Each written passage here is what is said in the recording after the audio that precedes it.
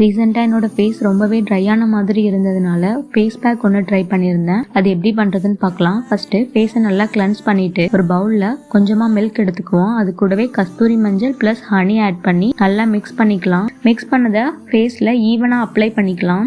Face ஃபுல்லாக apply பண்ணிவிட்டு try பண்ணிவிட்டு அகைன் இன்னொரு டைம் அப்ளை பண்ணால் எஃபெக்டிவாக இருக்கும்.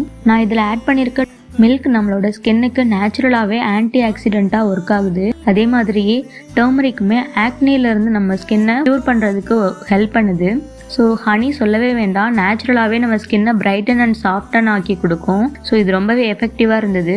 ஃபுல்லாக அப்ளை பண்ணதுக்கப்புறம் ட்ரை பண்ணிவிட்டு ஃபேஸ் வாஷ் பண்ணிட்டு வந்துட்டேன். ஃபேஸ் வாஷ் பண்ணதுக்கு அப்புறமே எனக்கு நல்ல ஒரு ஃப்ரெஷ் ஃபீல் கிடைச்சிது. அதே மாதிரியே ஸ்கின் நல்லா சாஃப்டன் ஆனிச்சு.